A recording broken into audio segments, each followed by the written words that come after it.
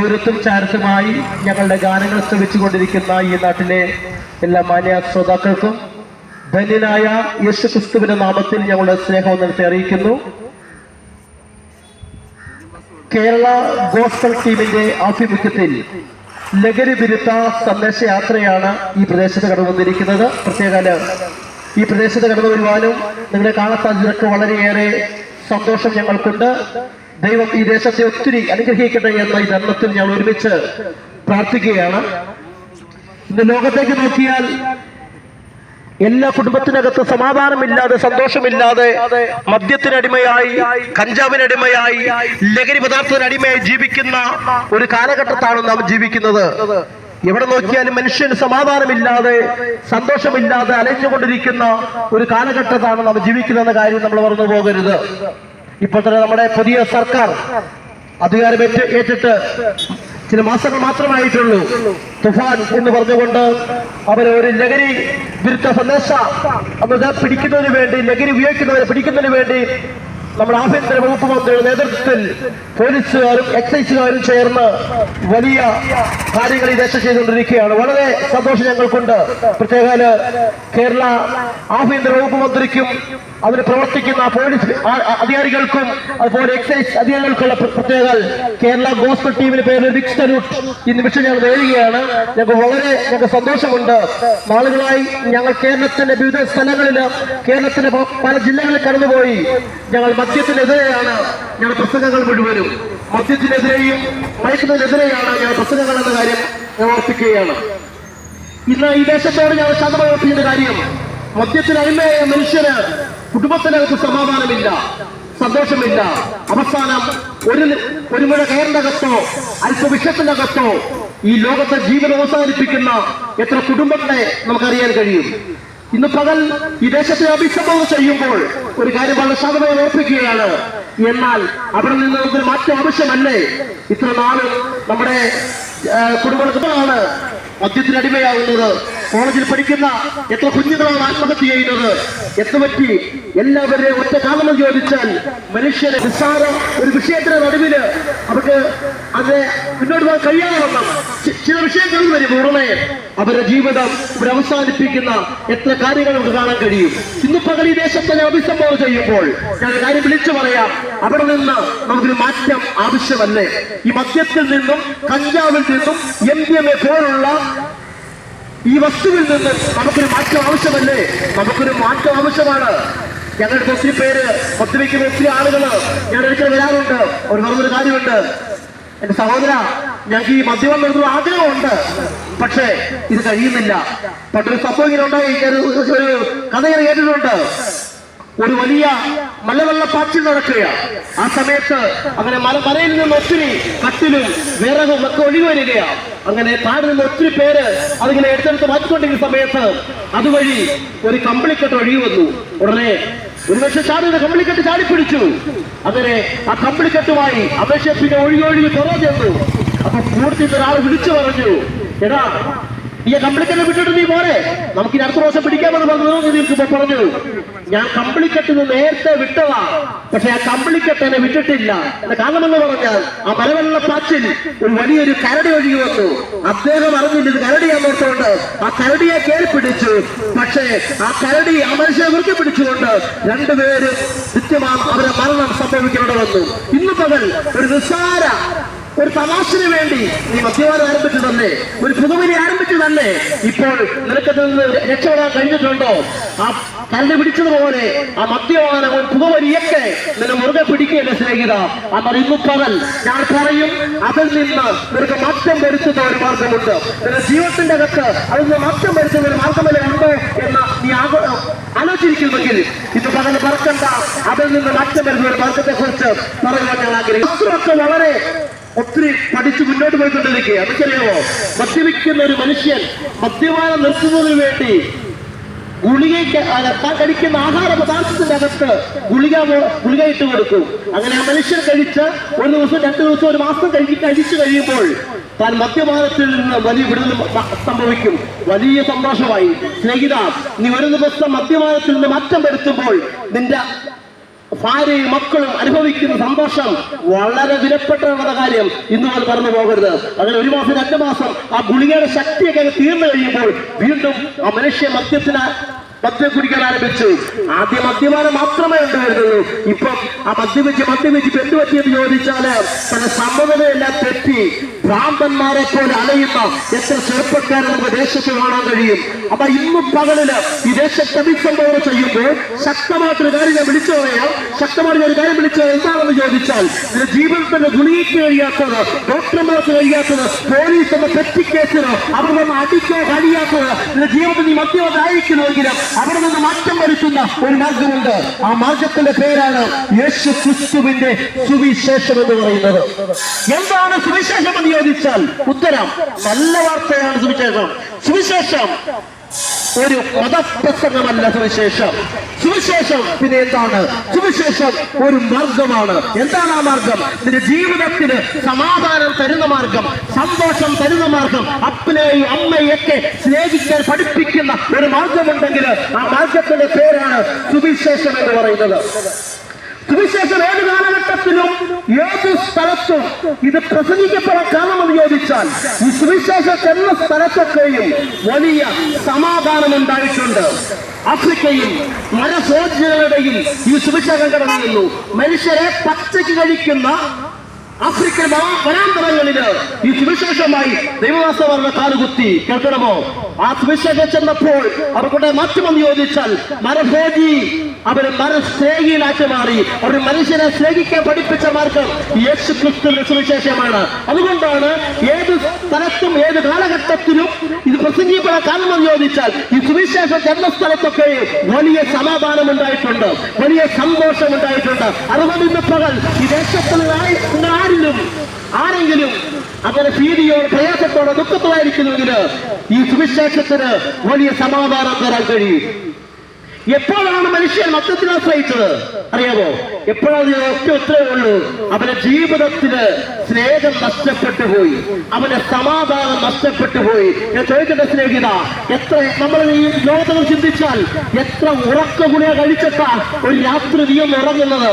ഇന്ന് പകൽ ഉറക്ക ഗുളിക കഴിച്ചിട്ട് പോലും ഉറങ്ങാൻ കഴിയാതിരിക്കുന്നുവെങ്കിൽ ഇന്ന് പകൽ ഒരു നിമിഷം ഒന്ന് ശ്രദ്ധിച്ച് ഇന്ന് പകൽ നിന്റെ ഹൃദയം ആ യേശുവിന് വേണ്ടി ഒന്ന് വിട്ടുകൊടുക്കാൻ നീ തയ്യാറാവുമെങ്കിൽ നിന്റെ ജീവിതത്തിലെ എത്ര വലിയ പാപസ്വഭാവമായാലും ഇന്ന് പകല്ല ആ യേശുവിന് വേണ്ടി നിന്റെ ഹൃദയത്തെ വിട്ടുകൊടുക്കാൻ തയ്യാറായാൽ നിന്റെ പാപത്തെ ക്ഷമിക്കുന്ന ഒരു പകലാണെന്ന കാര്യം ഇന്ന് മകൾ മറന്നു പോകരുത്. നിനക്കറിയാമോ എന്തുകൊണ്ടാണ് ഈ സുവിശേഷം പ്രസംഗിക്കപ്പെടാൻ കാരണം എന്ന് ചോദിച്ചാൽ, എല്ലാ സ്ഥലത്തും യേശു യേശു യേശു യേശുവിനെ കുറിച്ച് എന്തെല്ലാം പ്രസംഗിച്ചാലും എന്ത് പാടിയാലും എന്തെല്ലാം ചെയ്താലും ഞങ്ങൾക്ക് തീരത്തില്ല. യേശു ആരാണെന്ന് നാം തിരിച്ചറിയണം. യേശു ആരാണെന്നുള്ള ചോദ്യത്തിന് ഒത്തിരി ഉത്തരം നമുക്ക് പറയാൻ കഴിയും. പറയും യേശു മറിയുടെ മകനാണ്, യേശു യോസേപ്പിന്റെ മകനാണ്, യേശു അത്ഭുതം ചെയ്യുന്നവനാണ്, യേശു മരിച്ചവർ ഉയർപ്പിച്ചവനാണ്. അനേക ഉത്തരങ്ങൾ നിൽക്കുമ്പോൾ ഇന്ന് ഞങ്ങൾ വിളിച്ചു പറയും യേശു ആരാണെന്ന് ഉത്തരം. യേശു ലോകത്തിന്റെ രക്ഷിതാവാണ്, കർത്താവായ യേശു ക്രിസ്തു. ഇന്ന് പകലില് ഈ ദേശത്തെ അഭിസംബോധന ചെയ്യുമ്പോൾ ശക്തമാണ് വിളിച്ചത് യേശു ആരാണെന്ന് ചോദിച്ചാൽ, യേശു ലോകത്തിന്റെ രക്ഷിതാവാണ്, കർത്താവായ യേശു ക്രിസ്തു എന്ന കാര്യം മറന്നു പോകരുത്. യേശു ക്രിസ്തുവിന്റെ ജനനം ഒരു അത്ഭുതമായിരുന്നു. എല്ലാവരും ഡിസംബർ മാസം 25-ാം തീയതി യേശുവിന്റെ ജനനം കൊണ്ടാടുകയാണ്. കർത്താവ് യേശുവിന്റെ ജനനം എവിടെയായിരുന്നു? ബേത്ലഹേമിൽ യേശുവിന് ജനിച്ചതിന് ശേഷം മാലാഖമാർ പാടുകയാണ്, അത്യുന്നതങ്ങളിൽ ദൈവത്തിന് മഹത്വം, ഭൂമിയിൽ ദൈവപ്രസാദമുള്ളവർക്ക് സമാധാനം. ഇതാണ് യേശുവിന്റെ ജനനം. ഇന്ന് പകൽ യേശു ജനിച്ചത് സമാധാനം തരുന്നതിന് വേണ്ടില്ല. ഇന്ന് പകൽ നീ സമാധാനം ഇല്ലാതെ ആയിരിക്കുന്നുവെങ്കിൽ ഇന്ന് പകൽ പറയുന്നു യേശുവിന്റെ സമാധാനം. ഇന്ന് പകൽ യേശു വന്നത് നിനക്ക് സമാധാനം തരാനാ, കുടുംബത്തിന് സന്തോഷം തരാനാ യേശു ജനിച്ചു എന്ന കാര്യം പറഞ്ഞു പോകരുത്. അതിനെ ഏകദേശം 33 തിരുവയസ്സ് വരെ കർത്താവ് യേശു ഈ ഭൂമിയിൽ ജീവിച്ചു. അനേകം അത്ഭുതങ്ങൾ അടയാളങ്ങൾ ഒക്കെ ചെയ്തുകൊണ്ട് യേശു മുന്നോട്ട് കടന്നു പോകുന്ന സമയത്ത് യേശു മരിക്കണമെന്ന് പിതാവായ ദൈവത്തിന്റെ ഇഷ്ടമായിരുന്നു. ഇന്ന് പകൽ വിശുദ്ധ തിരുവനന്തപുരത്ത് ഒരു കാര്യം പറയുന്ന വാക്യം നിർത്താൻ ആഗ്രഹിക്കുക. വിശുദ്ധ തിരുവനന്തപുരം പറയുന്നത് ഒരിക്കൽ മരണം പിന്നെ ന്യായവിധിയും ദൈവം മനുഷ്യർക്കായി നിയമിച്ചിരിക്കുന്നു. ആ പദം ഒന്നുകൂടി ശ്രദ്ധിക്കണം. ഒരിക്കൽ ഒരു ന്യായവിധി പിന്നെ ഒരിക്കൽ ഒരു മരണം, പിന്നെ ഒരു ന്യായവിധി. ആ വാക്യങ്ങൾ നമുക്ക് രസം തോന്നാം. എടാ, മരിച്ചതിന് ശേഷം എങ്ങനെയാണ് ന്യായം വിധിക്കുന്നത്? നിനക്കറിയാമോ? അതിന്റെ പത്രത്തിൽ വാർത്ത കേട്ടല്ലോ, സ്വന്തം ഭാര്യനെ കഴുത്തറുത്ത് വന്നിട്ട് ഭർത്താവ് ആത്മഹത്യ ചെയ്തു. ഉടനെ ഭർത്താവ് പറയും, നാളെ പോലീസ് പിടിക്കാൻ വരുമ്പോൾ എന്ത് ചെയ്യുക? ഞാനിവിടെ മരിച്ചു കിടക്കുക, അതുകൊണ്ട് ഈ കോടതിക്കൊന്നും എന്നെ ചെയ്യാൻ കഴിയത്തില്ല. പക്ഷെ ഒരു കാര്യം ഞാൻ വിളിച്ചു പറയുകയാണ്, തിരുവനന്തപുരം പറയുന്നു, ഒരിക്കൽ ഒരു മരണത്തിന് ശേഷം ഒരു ന്യായവിധി ഉണ്ടെന്ന കാര്യം ഇന്നത്തവൻ ദേശത്തോട് ശക്തമായി വിളിച്ചു പറയുക. നീ ഏതെല്ലാം രീതിയില് അല്ലെ കൊലപാതകം നടത്തിയിട്ട്, കളവ് നടത്തിയിട്ട് നീ ആത്മഹത്യ ചെയ്താൽ തൽക്കാലം ഈ കോടതിയിൽ നിന്ന് രക്ഷപ്പെടാം, ഈ ലോകത്തിൽ നിന്ന് കോടതിയിൽ രക്ഷപ്പെടാം, നിന്നെ പിടിക്കാൻ ആരും വരത്തില്ല. പക്ഷേ ഒരിക്കൽ ദൈവത്തിന്റെ കോടതിയുടെ മുമ്പിൽ നീ നിൽക്കേണ്ടി വരുമെന്ന കാര്യം മറന്നു പോകരുത്. ഇന്ന് പകൽ ആത്മഹത്യ എന്ന് പറയുന്നത് ജീവിതത്തിന് ഒരു ഒളിച്ചോട്ടമാണ്. ഒരിക്കല് നീ തിരിച്ചു വന്ന ഒരു ദിവസം വരും, ഒരിക്കൽ ദൈവത്തിന്റെ കോടതിയുടെ മുമ്പിൽ നീ നിൽക്കേണ്ടി വരുമെന്ന കാര്യം ഇന്ന് പകൽ മറന്നു പോകരുത്. അതിനു മുമ്പ് പറയുന്നു, നീ ആത്മഹത്യക്ക് വേണ്ടി ഒരുങ്ങിയെങ്കിൽ സ്നേഹിത, പ്രിയ സഹോദര, പ്രിയ സഹോദരി, ആത്മഹത്യ ചെയ്യരുത്. നിന്നെ സ്നേഹിക്കുന്ന ഒരുവനുണ്ട്, അവന്റെ പേരാണ് കർത്താവായ യേശു ക്രിസ്തു. ഇതാണ് സുവിശേഷം. സുവിശേഷം എന്ന് പറഞ്ഞാൽ സ്നേഹിക്കുന്നത് പഠിപ്പിക്കുന്ന മാർഗമാണ്. യേശുവിന്റെ ജനനം പറഞ്ഞ ശേഷം യേശു മരിക്കണമെന്ന് പിതാവായ ദൈവത്തിന് ഇഷ്ടമായിരുന്നു. കർത്താവായ യേശുവിനെ ഗതസമലയിൽ വെച്ച് യേശുവിനെ അവർ പിടിച്ചു. എന്തുകൊണ്ടാണ് യേശുവിനെ പിടിച്ചുകൊണ്ടുപോയ കാരണം?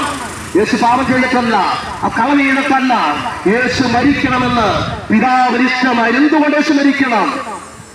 പാപത്തിൽ നിന്ന് നമ്മൾ രക്ഷ പ്രാപിക്കണമെങ്കിൽ യേശു നമുക്ക് വേണ്ടി മരിക്കണം. പാപമില്ലാത്തവൻ മരിക്കണം. പാപത്തിൽ ജനിച്ച മനുഷ്യൻ അന്ന് മുതലോട്ടമാണ് ഈ പാപത്തിൽ നിന്ന് എങ്ങനെ രക്ഷപ്പെട്ടു. അനേകർ മലകൾ കയറുന്നു, ദാനധർമ്മങ്ങൾ ചെയ്യുന്നു, ചെരിപ്പിടാൻ നടക്കുന്നു. ഇവിടെയൊന്നും മനുഷ്യന് യഥാർത്ഥമായിട്ട് പാപത്തിൽ നിന്ന് രക്ഷപ്പെടാൻ കഴിഞ്ഞിട്ടില്ല. പാപത്തിൽ നിന്ന് രക്ഷപ്പെടാൻ ഒറ്റ മാർഗമായുള്ളൂ. ആ മാർഗമാണ് യേശു ക്രിസ്തുവിന്റെ മാർഗം. അതുകൊണ്ട് ഞങ്ങൾ ഇന്ന് പകൽ ഈ ദേശത്ത് ചങ്കുറപ്പുറവരെ വിളിച്ചു പറയും, മറ്റ് ഒരുത്തനും രക്ഷയില്ല. നാം രക്ഷിക്കപ്പെടുവാൻ ആകാശത്തിന്റെ കീഴിൽ മനുഷ്യരിൽ എഴുതപ്പെട്ട യേശു എന്ന നാമമല്ലാതെ വേറെ ഒരു നാമവുമില്ല. ഇതാ സുവിശേഷം. ഇന്ന് പകൽ ജീവിതത്തിൽ സമാധാനമായിരിക്കുമെങ്കിൽ ഇന്ന് പറയുന്നു, ആ യേശുവിന്റെ സ്നേഹമാണ് ഏറ്റവും വലിയ കാര്യം. മറന്നു പോകരുത്. യേശുവിനെ അവര് പിടിച്ചുകൊണ്ടുപോയി പീലാത്തോസിന്റെ ഗമന എന്ന കൽത്തറ മുതൽ കാൽവരി വരെ വീണ് മരുന്നേറ്റ് കടന്നു പോകുന്നത് കണ്ടോ? അവന്റെ പേരാ യേശു. സകലപ്പാട് മറ്റെടുത്തുകൊണ്ട് തന്റെ പുറമെല്ലാം കുടുംബജാതി പോലെ പുറം അടിക്കപ്പെട്ടവനായി, തലയിൽ ഉൾക്കിഴ വെച്ചവനായി, അതാ യേശുവിനെ തെരുവിൽ കൂടി പച്ച പൈമര കുരിശുമായി കടന്നു പോകുന്നതിനെ കണ്ടോ? അവനാ യേശു. എന്താണ് യേശുവിനെ എന്തുകൊണ്ടാണ് ചുമക്കാൻ കാരണം? സ്നേഹിത, നിന്റെ സകല പാപവും എന്റെ യേശു ആ കാൽവരിൽ ഏറ്റെടുത്തുകൊണ്ട് കടന്നു പോവുകയാണ്. ഒറ്റ നിമിഷം ഇനി നീ പാപത്തിന് പ്രാചിതമായിട്ട് ഒരു മലയും കയറണ്ട, ഒരു കാര്യങ്ങളൊന്നും ചെയ്യണ്ട. ഇന്ന് പകൽ ആ യേശുവിനെ ഹൃദയത്തിന്റെ അകത്ത് സ്വീകരിക്കാൻ എത്ര പേർക്ക് കഴിയും? അങ്ങനെ കർത്താവ് യേശു കടന്നുപോയി. അങ്ങനെ ഗോൽഗോത്ത എന്ന സ്ഥലത്ത് വെച്ച് രണ്ട് കള്ളന്മാരെ നടുവിൽ അതാ യേശു കിടക്കുകയാണ്. ഇന്ന് പകൽ ഒരു ഭക്തൻ പാടിയപ്പോൾ ഇങ്ങനെ പാടി, എന്നെ ഏറെ ചിന്തിപ്പിക്കുകയാണ്. കാൽവരി മലമേൽ നോക്കു നീ, ഖഗരം ചേർന്നിരാ ആണിമേൽ തൂങ്ങുന്നു, ഖഗരം ചേർന്നിരാ ആണിമേൽ തൂങ്ങുന്നു. പാപത്തിൽ ജീവിക്കുന്നവരെ നിന്റെ പേർക്കല്ലയോ ക്രൂശിന്മേൽ തൂങ്ങുന്നു. ഒരു നിമിഷം സ്നേഹിത, കാൽവരി മലമേൽ രണ്ട് കള്ളങ്ങൾ നടുവിൽ നിന്റെ പാപം മുഴുവൻ ഏറ്റെടുത്ത് നടക്കുന്നതിനെ കണ്ടോ? അവസാനത്തോട് രക്തം ഊറ്റിക്കൊടുത്തുകൊണ്ട് ആ യേശു കിടക്കുകയാണ്. തീർന്നില്ല. അതിനുശേഷം യേശു ഉറക്കം വിളിച്ചു പ്രാണനെ വിട്ടു. എന്താണ് യേശു ഉറക്കം വിളിച്ചു പറഞ്ഞത്? ഇന്ന് മുതൽ ദേശത്തോട് പറഞ്ഞേ മതിയാകൂ, ഇന്ന് മുതൽ ദേശത്തോട് കേട്ടേ മതിയാകൂ. കാൽവരിയുടെ കുരിശിനകത്ത് കിടന്നുകൊണ്ട് രണ്ട് വെള്ളം മലക്ക് യേശു വിളിച്ചു പറയുകയാണ്, ഇനി മനുഷ്യന്റെ പാപത്തിന്റെ പരിഹാരത്തിന് വേണ്ടി ഒരു കർമ്മങ്ങളും ശേഷിക്കുന്നില്ല, ഒരു യാഗങ്ങളും ശേഷിക്കുന്നില്ല. അവസാനത്തോട് രക്തം വരെ കാൽവറിന് ഊറ്റി നമ്മൾ വിളിച്ചു പറഞ്ഞു, സകലവും നിവൃത്തിയായി. ഇന്ന് പകൽ എന്നെ കേൾക്കുന്ന മനസ്സിലെ ദേശത്തോട് ഒരു കാര്യം ഞാൻ വിളിച്ചു പറയാം. ഇന്ന് പകൽ എന്റെയും നിന്റെയും സകല പാവവും ഏറ്റെടുത്തുകൊണ്ട് ആ ക്രൂശിൽ കിടക്കുന്ന ഒരുവരെ കണ്ടോ, അവനെ പേര് കർത്താവായ യേശു. ഇന്ന് പകലിന് ആ യേശുവിലേക്ക് ഹാർദവമായി ഞാൻ സ്വാഗതം ചെയ്യുകയാ. ഈ സുരക്ഷ പ്രാണനെ വിട്ടു. അതിനുശേഷം യേശുവിനെ കല്ലറയിൽ അവർ അടച്ചു. കല്ലറയിൽ അടച്ചു. അങ്ങനെ അവരുടെ നിയമം അനുസരിച്ച് കാളവണ്ടി ചക്രം പോലൊരു കല്ലുകൊണ്ട് ആ കല്ലറ അടച്ചു. റോമ ഗവൺമെന്റ് ഇമ്പീരിയ മുദ്രയാൽ അത് മുദ്ര ചെയ്യപ്പെട്ടു. തീർന്നില്ല. പട്ടാളക്കാരെ കാവൽക്കൂട്ടത്തെ അവർ നിർത്തി. ഒറ്റ കാര്യമുള്ളൂ, യേശു ഇനി ഉയർക്കരുത്. സുവിശേഷം ഇനി ഇവിടെ വെളിപ്പെടാൻ പാടില്ല. അതാ ഇന്ന് പകലില് ദേശത്തോട് കാര്യം പറയാം. മരിച്ച് കല്ലറ കൊണ്ട് അവസാനിച്ച അനേകം നേതാക്കന്മാരെ നമുക്കറിയാം. ലോകം കണ്ട അനേക മഹാന്മാരായ സോക്രട്ടീസും പ്ലേറ്റോയും ജൂലിയസ് സീസറും ഹിറ്റ്ലറും മഹാത്മാഗാന്ധിയും ഇന്ദിരാഗാന്ധിയും രാജീവ് ഗാന്ധിയും ഇവരൊക്കെ മരണമെന്ന മഹാസത്യത്തിന്റെ മുമ്പിൽ മുട്ടുമടക്കി അവരെല്ലാം തോറ്റുപോയി. അവരുടെ കല്ലറകൾ അടഞ്ഞു കിടക്കുമ്പോൾ ഞങ്ങൾ ഉയർത്തി കാണിക്കുന്ന കർത്താവായ യേശു കല്ലറയ്ക്ക് അവനെ അടയ്ക്കാൻ കഴിഞ്ഞില്ല. റോമ ഗവൺമെന്റിന്റെ ഇമ്പീരിയ മുദ്രയ്ക്ക് അവർ എതിർക്കാൻ കഴിഞ്ഞില്ല. മൂന്നാമത്തെ ദിവസം മരണമേ നിന്റെ ജയമേ, മരണമേ നിന്റെ വിഷമുള്ളവരെ എന്ന് ചോദിച്ചുകൊണ്ട് മൂന്നാമത് ഉയർത്തെഴുന്നേറ്റ ഒറ്റ ഒരു പറയുള്ളൂ, അവന്റെ പേരാണ് കർത്താവായ യേശു ക്രിസ്തു. ഇത് പകൽ ഈ ദേശത്തെ ഉയർത്തുന്നത് ആ കർത്താവായ യേശുവിനെയാണ്. ആ കർത്താവ് മൂന്നാമത്തെ ദിവസം ഉയർത്തെഴുന്നേറ്റു. തീർന്നില്ല. അതിനുശേഷം അവ ഏകദേശ കർത്താവ് 40 ദിവസം ഈ ഭൂമിയിലുണ്ടായിരുന്നു. അതിനുശേഷം യേശു പറഞ്ഞു, സ്വർഗശേഷം യേശു പറഞ്ഞു, ഞാൻ പോയതുപോലെ മടങ്ങി വരൂ. ഇന്ന് പകൽ ദേശത്തോട് ശാന്തമായ ഒരു കാര്യം വിളിച്ചു പറയുക. ഇവിടുത്തെ മഹാന്മാരൊക്കെ മരിച്ചപ്പോൾ പറഞ്ഞു, നിങ്ങൾ എനിക്ക് വേണ്ടി ഒരു സ്മാരകം വളരേരെ, എന്റെ ഓർമ്മയ്ക്ക് എങ്ങനെ കാലം ചെയ്തേരെ. പക്ഷേ അവരാരും തിരിച്ചു വരുമെന്ന് പറഞ്ഞില്ല. മരിച്ചിട്ട് തിരിച്ചു വരുമെന്ന് പറഞ്ഞൊരു ഒറ്റ നേതാവേ ഉള്ളൂ. അവനെയാണ് ഞങ്ങൾ ഈ ദേശത്ത് ഉയർത്തുന്നത്. അവന്റെ പേരാണ് കർത്താവായ യേശു ക്രിസ്തു. കർത്താവ് പറഞ്ഞു, ഞാൻ പോയതുപോലെ മടങ്ങി വരും. എന്താണ് യേശു കർത്താവ് മടങ്ങി വരുമെന്ന ലോക സംഭവം മുഴുവൻ ശിഷ്യന്മാർ ചോദിച്ചു, അതെപ്പോൾ സംഭവിക്കും? യേശു പറഞ്ഞു, ഇങ്ങനെയാണ്, യുദ്ധത്തെയും യുദ്ധത്തിനെ കുറിച്ച് നിങ്ങൾ കേൾക്കും. യുദ്ധങ്ങൾ, ക്ഷാമങ്ങൾ, ഭൂകമ്പങ്ങൾ ഉണ്ടാകുന്ന ഓർത്തോണം. യേശുവിനെ ഏറ്റെടുത്തിരിക്കുക. ഇന്ന് പകലിന് ഈ ദേശത്തെ അഭിസംബോധന ചെയ്യുമ്പോൾ വിളിച്ചു പറയാം, യേശു വരാൻ സമയമായി, യേശു വരാൻ സമയമായി. അതിനു മുമ്പ് ഇന്ന് പകലിന് അഹദ യേശുവിന് വേണ്ടി ഒന്ന് വിട്ടുകൊടുക്കുമെങ്കിൽ ആ യേശു നിന്റെ ജീവിതത്തിൽ, നിന്റെ കുടുംബത്തിന്, നിന്റെ അടുക്കൽ വരുവാൻ യേശു ആഗ്രഹിക്കുക. നീ എത്ര ഭാര്യമായി കൊള്ളട്ടെ, ആ യേശു നിന്റെ അടുക്കലേക്ക് വരാൻ ആഗ്രഹിക്കുക. അതുകൊണ്ട് ഇതിലൊക്കെ നിർത്തുകയാണ്. ഒറ്റക്കാര്യം ഞാൻ പറയട്ടെ സ്നേഹിത, ഈ സുവിശേഷം ഏത് കാലഘട്ടത്തിലും ഇത് പ്രസംഗിക്കപ്പെടാൻ കാരണമെന്ന് ചോദിച്ചാൽ ഈ സുവിശേഷം ചെന്ന സ്ഥലത്തൊക്കെയും വലിയ അത്ഭുതങ്ങൾ സംഭവിച്ചിട്ടുണ്ട്. പക്ഷേ ഈ സുവിശേഷത്തിന് വേണ്ടി എതിർക്കാത്ത ഭരണാധികാരികളില്ല, സുവിശേഷത്തിനെതിരെ എതിർക്കാത്ത ചക്രവർത്തികളില്ല, സുവിശേഷത്തിന് എതിരായി നിൽക്കാത്ത സംഘടനകളില്ല. സുവിശേഷം പ്രസംഗിച്ച കാരണത്താൽ അനേകരെ കഴുത്തു വെട്ടിമാറ്റി, അനേകരെ തിരിച്ചുവിട്ട് കളഞ്ഞു, അനേകരെ കൊന്നുകളഞ്ഞു. ഇവർക്കൊന്നും സുവിശേഷം നിർത്തുവാൻ കഴിഞ്ഞില്ല. ഇന്നപ്പോൾ ഈ ദേശത്ത് ഞങ്ങൾ വിളിച്ചു പറയുക, ഇന്നും ഈ സുവിശേഷം അനേകരെ രക്ഷിച്ചുകൊണ്ടിരിക്കുക. അതുകൊണ്ട് ആ യേശുവിന്റെ സുവിശേഷത്തിലേക്ക് ഹാർദവമായി ഞാൻ നിങ്ങളെ സ്വാഗതം ചെയ്യുകയാണ്. അതിനോടൊപ്പം ഇതുവരെ ശ്രമിച്ച എല്ലാവരെയും ദൈവം അനുഗ്രഹിക്കുന്നത് മാത്രമല്ല, മക്കൾ ഈ വചനങ്ങളായി ദൈവം നമ്മളെ അനുഗ്രഹിക്കുമാറാകട്ടെ.